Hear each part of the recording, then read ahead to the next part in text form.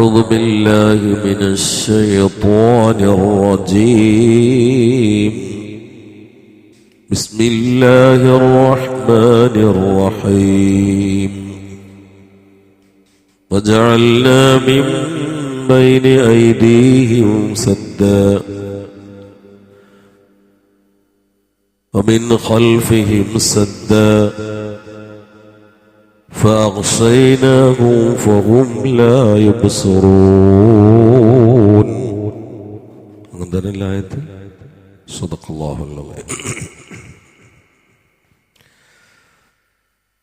ഇവിടെ ഇന്നലെ നമ്മൾ ഇന്നാ ജഅൽനാ ഫി അനാഖിഹിം അഗ്ലാലൻ,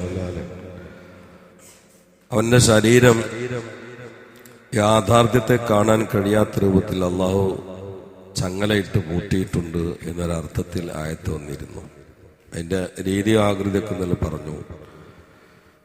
ഇന്ന് ജഅൽനാ മിൻ ബൈന അയ്ദിഹിം സദ്ദ, മുമ്പിലും നമ്മൾ തടസ്സങ്ങൾ ഉണ്ടാക്കി, മിൻ ഖൽഫിഹിം സദ്ദ, അവന്റെ പിന്നിലും നമ്മൾ തടസ്സങ്ങൾ ഉണ്ടാക്കി. ഫഅഗ്ശൈനാഹും, ആ ഇരുട്ടുകൾ, ആ തടസ്സങ്ങളെ കൊണ്ട് നാം അവരെ ആവരണം ചെയ്തു. അതുകൊണ്ട് ഫഹും അവർ ലാ യുബ്സിറൂൻ, കാണേണ്ടത് അവർക്ക് കാണാൻ കഴിയില്ല. ഇവിടെ രണ്ട് രൂപത്തിലാണ് അള്ളാഹു പറഞ്ഞത്.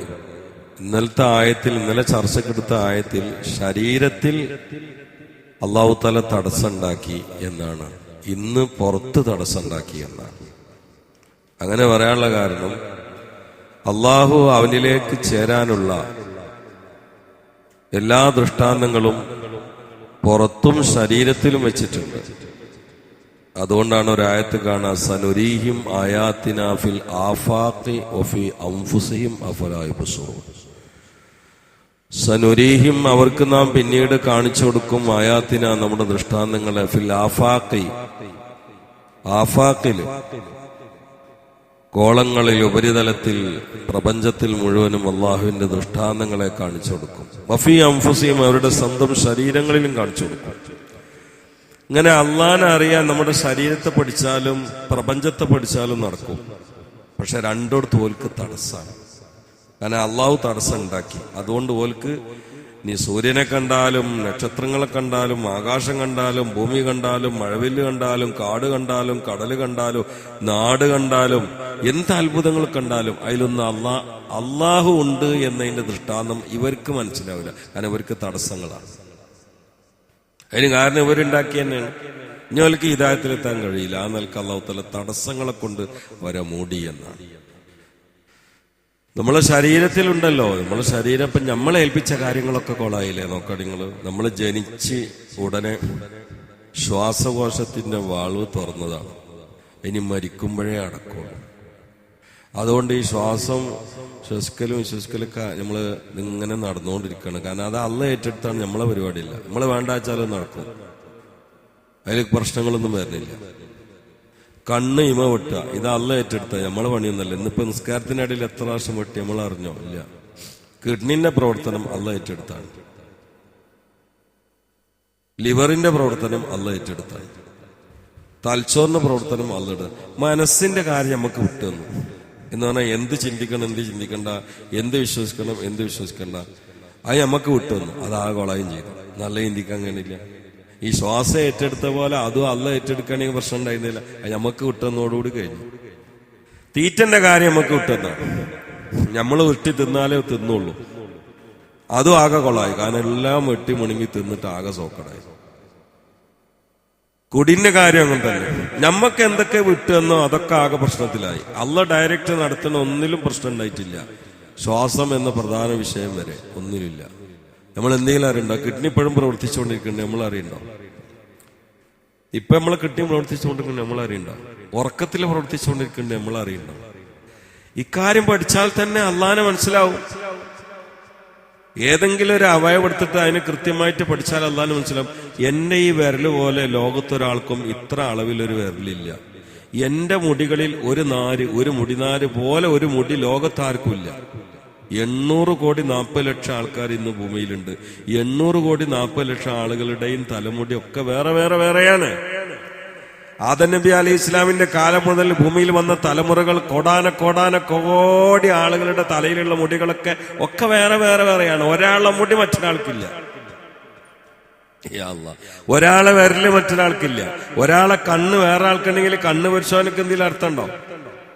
എയർപോർട്ട് പോയാൽ കണ്ണ് നോക്കാൻ പറയുമല്ലോ. ഇതേപോലത്തെ കണ്ണ് തന്നെ ആയിരിക്കും ബാക്കിലുള്ള ആൾക്കെന്നുള്ളൊരു സാധ്യത ഉണ്ടെങ്കിൽ ഈ മെഷീൻ കൊണ്ട് എന്തെങ്കിലും അർത്ഥമുണ്ടോ?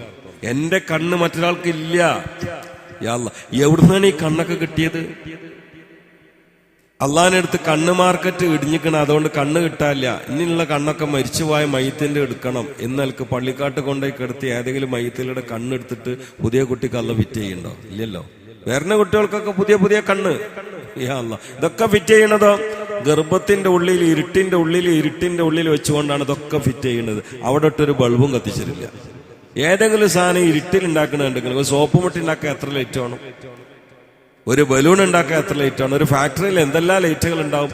ഇത് ഫാക്ടറി ഇതിലൊന്നുമില്ല. ഒരു ചെറിയ കവർ അതിന്റെ ഉള്ളിൽ വെച്ചിട്ടാണ് ഈ സാധനക്കല്ല ഉണ്ടാക്കുന്നത്. ഒരു ലൈറ്റ് പോലും അവിടെ കത്തിച്ചിട്ടില്ല.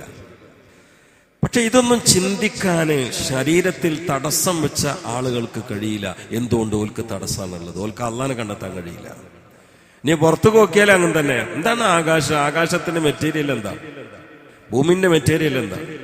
നമ്മൾ ആര് എന്തുണ്ടാക്കുകയാണെങ്കിലും ആദ്യം അതിനൊരു മാപ്പ് ഉണ്ടാവും. എന്നിട്ട് സാധനങ്ങളൊക്കെ കൊടുന്നേക്കും. എന്നിട്ടാ ഉണ്ടാക്കല്. വീടുണ്ടാക്കാൻ കല്ല് കൊടുന്നേക്കലില്ലേ? സിമെന്റ് കൊടുന്നേക്കലില്ലേ? മണ്ണും മണലും കൊടുന്നേക്കലില്ലേ? പെയിന്റ് കൊടുക്കലില്ലേ? എന്നിട്ടല്ലേ പണി തുടങ്ങല്. ഇവിടെ ആകാശം ഉണ്ടാക്കാൻ അള്ളാഹു തആല ആദ്യം കൊണ്ടുവന്ന് വെച്ച മെറ്റീരിയൽ എന്താണ്? ഭൂമി ഉണ്ടാക്കാൻ അള്ളാഹു തആല ആദ്യം കൊണ്ടുവന്ന് വെച്ച മെറ്റീരിയൽ എന്താണ്? കണ്ണിന്റെ മെറ്റീരിയൽ എന്താണ്? ആരും പറഞ്ഞിട്ടില്ല. എന്താ കണ്ണിന്റെ മെറ്റീരിയൽ? യാ അല്ലാഹ്, പുറത്തേക്ക് നോക്കിയാലും പടച്ചോനെ തിരിയുന്ന ദൃഷ്ടാന്തങ്ങളുണ്ട്. മനുഷ്യന്റെ ശരീരത്തിലും പടച്ചോനെ മനസ്സിലാകുന്ന ദൃഷ്ടാന്തങ്ങളുണ്ട്. പക്ഷെ രണ്ടും മനസ്സിലാക്കാൻ ഇവർക്ക് കഴിയില്ല. കാരണം പുറത്തും തടസ്സം, ഉള്ളിലും തടസ്സം. ഇതിൽ നിന്ന് അള്ളാഹു കാത്തുരക്ഷിക്കട്ടെ. ഫഹും, അതുകൊണ്ട് ലാ യുസ്റൂൻ, അവർക്ക് കാണേണ്ടത് കാണാൻ കഴിയില്ല. ധാരാളം കാണും, പക്ഷെ കാണേണ്ടത് കാണാൻ കഴിയില്ല. ധാരാളം കേൾക്കും, കേൾക്കേണ്ടത് കേൾക്കാൻ കഴിയില്ല. ധാരാളം ചിന്തിക്കും, ചിന്തിക്കേണ്ടത് ചിന്തിക്കാൻ കഴിയില്ല. രണ്ട് തടസ്സമുണ്ട്. ഇനിയും ഇവിടെ ജഅൽനാ ബൈന യദീഹിം സദ്ദൻ മിൻ ഖൽഫിഹിം സദ്ദ, മുമ്പിലും ബാക്കിലും തടസ്സമുണ്ട് എന്ന് പറഞ്ഞു. വലത്തും ഇടത്തും അതുപോലെ തന്നെ മേലും താഴെയും തടസ്സമുണ്ട് എന്ന് പറഞ്ഞില്ല. എന്താ അങ്ങനെ പറയാതെ ഈ രണ്ട് ഭാഗം മാത്രം പറയാൻ കാരണം? ഈ തടസ്സം പറച്ചില്ല രണ്ടെണ്ണത്തിൽ മാത്രം ഒതുക്കാൻ കാരണം എന്താ വെച്ചാല്, മനുഷ്യന് രണ്ട് ദലീലുണ്ട്. ഫിത്രിയായ ഹിദായത്തുണ്ട്, നളരിയായ ഹിദായത്തുണ്ട്. എന്ന് പറഞ്ഞാൽ ജനിക്കുന്ന സമയത്ത് ഒരു മനുഷ്യന്റെ പ്രകൃതി എന്ന് പറഞ്ഞാൽ കാലിയായ സ്ലേറ്റ് പോലെയാണ്. അതിൽ പിന്നെ എന്ത് എഴുതുകയാണെങ്കിലും ആ വരയും കുറി ഏതൊക്കെ മാതാപിതാക്കൾ, കൂട്ടുകാര്, വീട്ടുകാര്, മതത്തിന്റെ നിർദ്ദേശങ്ങൾ, ഇതൊക്കെയാണ് എഴുതുന്നത്. കുട്ടി ജനിക്കുമ്പോ ഖാലിയായ കൽബായിട്ടാണ് ജനിക്കുന്നത്. പിന്നെ അതിൽ കുത്തി നിറക്കണൊക്കെ പുറത്തുനിന്നാണ്. അപ്പൊ ആ സമയത്ത് ഫിത്രിയായ മനുഷ്യന്റെ ശുദ്ധാംശം അള്ളാഹുവിനെ തേടിക്കൊണ്ടിരിക്കുകയാണ്. അതുകൊണ്ടാണ് ഏത് കുട്ടികൾക്കും ഇങ്ങനെ അന്വേഷണ തൃഷ്ണ ഉണ്ടാകുന്നത്. എന്തും അന്വേഷിച്ചുകൊണ്ടിരിക്കും. ഇതെന്താ ഒരു അന്വേഷണം കൊടുത്തത്? ഈ അന്വേഷണം അള്ളാഹുവിൽ എത്താൻ വേണ്ടിയിട്ടാണ് അന്വേഷണ തൃഷ്ണ തുറന്നു കൊടുത്തത്. ഇതെന്താകുമ്പോ ഈ ആകാശം എന്താ, ഈ ഭൂമി എന്താ, ഈ പ്രപഞ്ചം എന്താ? അപ്പൊ അതിനെ സൃഷ്ടിച്ച ആളെ കാണും. കുട്ടികൾക്ക് വേണ്ടതാണ് ഫിത്രിയ ഹിദായത്ത്. അതാണ് അത് ഇവര് നഷ്ടപ്പെടുത്തി. ജനിക്കുമുണ്ടാവുന്ന ശുദ്ധാംശം ഇവരുടെ വികലമായ ചിന്ത കൊണ്ടും പ്രവർത്തനം കൊണ്ടും നഷ്ടപ്പെടുത്തി. അപ്പൊ അത് പൂട്ടിപ്പോയി. പിന്നൊന്നെന്താ? പിന്നെ നളരിയായ ദലാലത്ത് എന്ന് പറഞ്ഞാൽ മനുഷ്യന് ശാന്തമായി ചിന്തിച്ചാൽ കാര്യങ്ങളൊക്കെ മനസ്സിലാവും. ഒന്നിങ്ങനെ ചിന്തിച്ചാൽ മതി. പക്ഷെ അവർക്ക് ചിന്തിക്കാൻ കഴിയില്ല, കാരണം ചിന്തയിലും തടസ്സമുണ്ട്. അപ്പൊ ആ രണ്ട് കാര്യത്തെ എടുത്തു കാണിക്കാനാണ് ജഅൽനാ ബൈന യദീഹിം സദ്ദൻ വമിൻ ഖൽഫിഹിം സദ്ദ എന്ന് രണ്ട് തടസ്സങ്ങൾ പറഞ്ഞത്. വിശദാംശം എന്ന് പറഞ്ഞില്ലേ. ചെറിയൊരു ക്ഷീണം എനിക്കുണ്ട്, ചെറിയ പനിന്റെയും ജലദോഷത്തിന്റെയും ചെറിയ ക്ഷീണം. അതുകൊണ്ട് വിശദാംശം പറയുന്നില്ല, നാളെ പറയാം. അല്ലാഹു തൗഫീഖ് ചെയ്യട്ടെ.